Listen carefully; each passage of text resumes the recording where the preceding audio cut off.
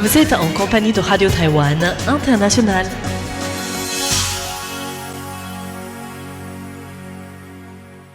Bonjour à tous et bienvenue sur l'antenne française de Radio Taïwan International. Ici Lisa Dufaux pour vous présenter le programme de ce vendredi 9 janvier 2026. Aujourd'hui, c'est François-Xavier Boulet qui vous présentera le journal de l'actualité qui sera suivi du décryptage dans lequel nous reviendrons ensemble sur les 10 actualités qui ont marqué l'année 2025. Vous pourrez ensuite retrouver Floriane Dai dans son émission Femmes d'ombre, Femmes de lumière qui vous parle aujourd'hui de femmes humoristes à Taïwan.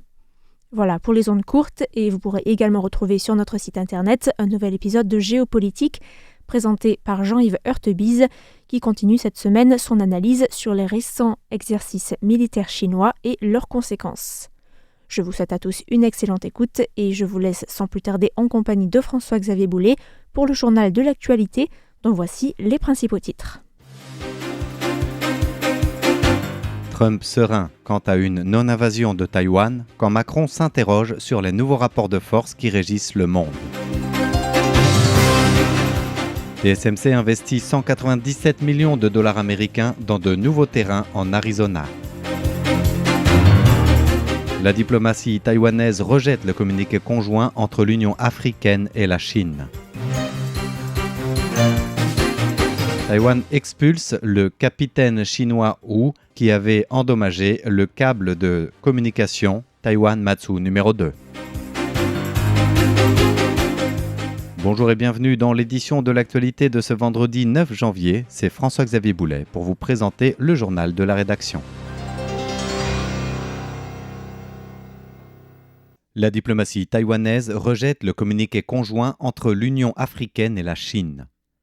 À l'occasion de la cérémonie de lancement de l'année des échanges entre peuples Chine-Afrique 2026 qui se tient en Éthiopie, le ministre chinois des Affaires étrangères Wang Yi, sur place, a publié un communiqué de presse conjoint avec l'Union africaine qui évoque entre autres Taïwan comme une partie indissociable du territoire chinois.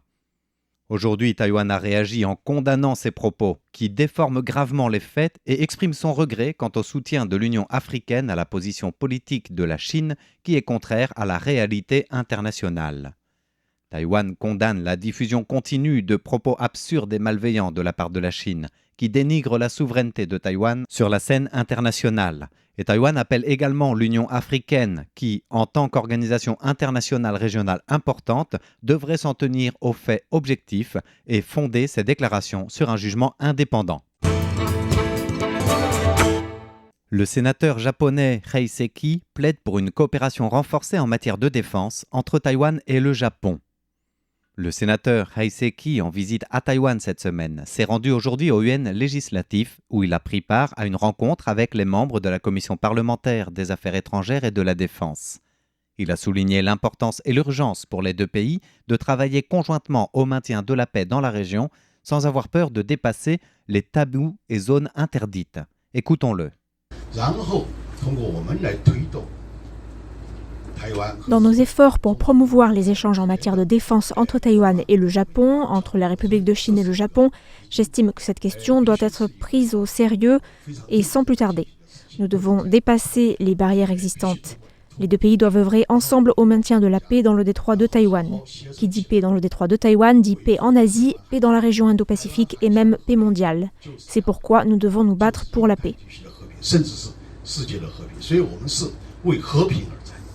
De son côté, le député du Parti démocrate progressiste au pouvoir Wang Ting-hu a estimé que Taïwan devait profiter de la révision annoncée en 2026 des lois japonaises en matière de sécurité, justement pour renforcer les échanges et coopérations, notamment en matière de chaîne d'approvisionnement de l'industrie de la défense.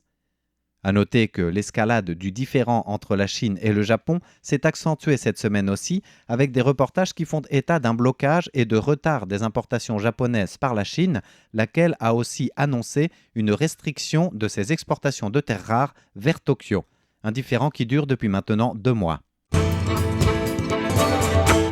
Le président américain Trump se dit serein quant à une non-invasion de Taïwan par la Chine, quand le président français Macron s'interroge sur les nouveaux rapports de force qui régissent le monde.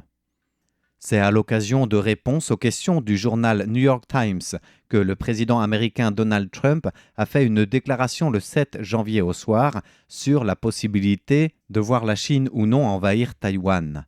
En réalité, il était interrogé sur la question de savoir si ses actions au Venezuela pouvaient créer un précédent permettant à la Chine d'envahir Taïwan, question à laquelle Trump a répondu qu'il ne voyait aucune similitude entre les deux scénarios. Les journalistes du New York Times ont cité certains dirigeants britanniques et européens qui suggèrent que les actions américaines de Trump pourraient enhardir la Chine. Le président Trump affiche toutefois sa sérénité face à une telle menace.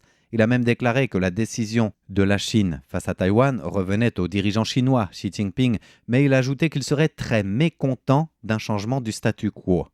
Quant à Pékin, qui a déclaré qu'il pourrait recourir à la force militaire pour s'emparer de Taïwan, Donald Trump affirme ne pas croire que Xi Jinping franchirait une étape durant son mandat. Je cite « Il le fera peut-être après l'élection d'un autre président, mais je ne pense pas qu'il le fera tant que je serai président. » Fin de citation.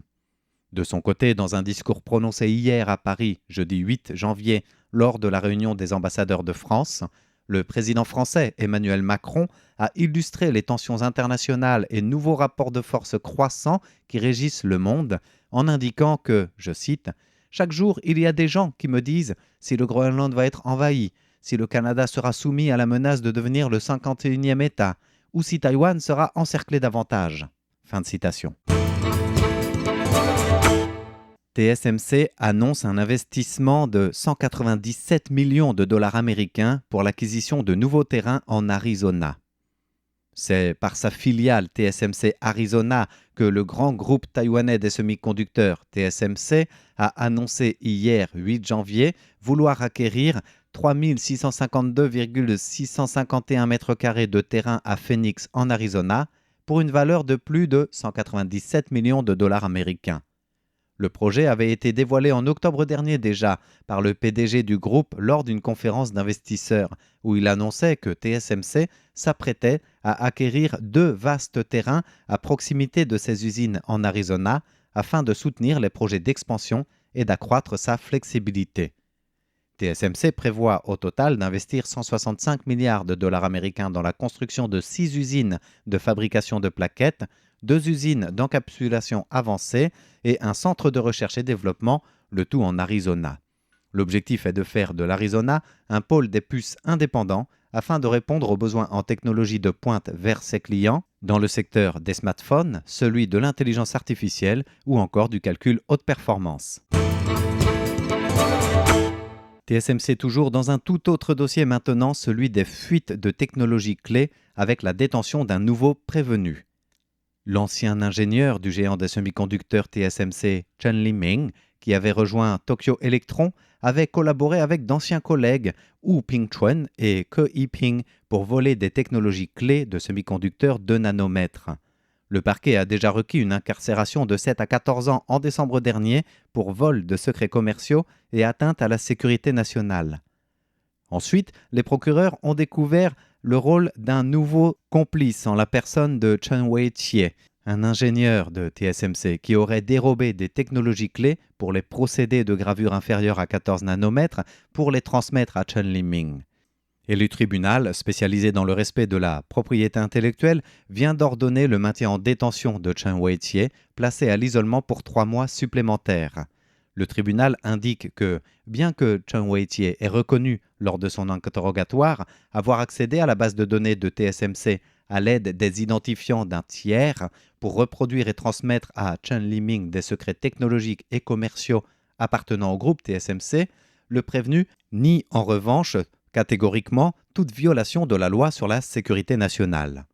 Les juges estiment que, sur la base des témoignages, des accords de confidentialité, des données de messagerie, des copies imprimées des fichiers électroniques de Tokyo Power stockés dans le nuage, des relevés de compte des employés de TSMC, des systèmes de surveillance de la gestion, des rapports d'inspection des systèmes de surveillance et autres données comme la réponse écrite du ministère de l'économie concernant les technologies nationales essentielles, les preuves existantes suffisent à incriminer Chen Wei-Chie et son rôle essentiel dans le vol des secrets commerciaux de technologies nationales dans l'intention de les utiliser hors du territoire, d'où sa mise en détention prolongée.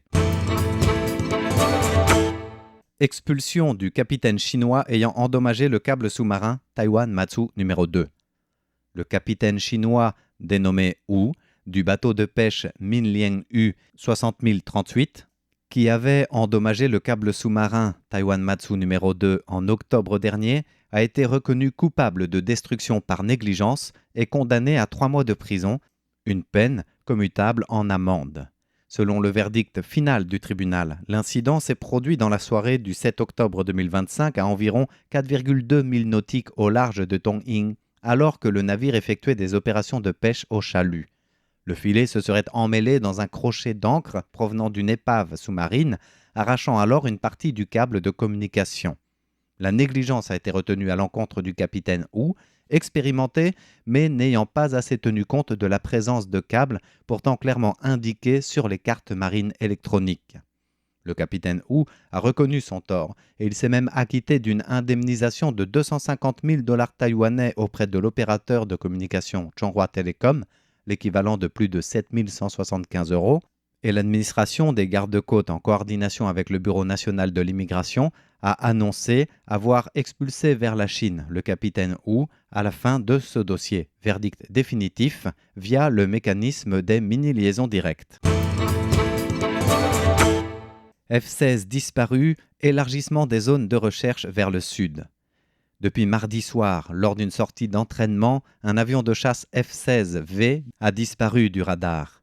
Le capitaine Sin avait annoncé à 3 reprises qu'il allait s'éjecter de son monoplace à environ 10 000 nautiques à l'est de la commune de Fengping, dans le sud du comté de Hualien, et ce quelques secondes avant la disparition des écrans radars. Depuis, les recherches de secours qui ont été immédiatement déclenchées se poursuivent et les efforts sont conjugués entre les 3 armées, les gardes-côtes. D'autre part, tous les F-16 ont été cloués au sol en attendant une inspection générale de tous les appareils. Et aujourd'hui, vendredi 9 janvier, l'armée a déclaré avoir élargi les zones de recherche côtières jusqu'à l'embouchure de la rivière Peinan dans la ville de Taidong, dans le sud-est de Taïwan. Les hélicoptères de manœuvre et d'assaut poursuivent leur survol en basse altitude au large des côtes de Taitung et de Hualien. Quant à l'administration des gardes-côtes, elle a indiqué que c'est un total de 4 navires et 16 embarcations qui sont déployés pour les opérations de recherche et de sauvetage, ainsi que 132 véhicules et 296 personnes à terre. Les navires des gardes-côtes poursuivent actuellement leurs recherches dans la zone de l'incident en coopération avec les forces armées et les autres unités de recherche et de sauvetage.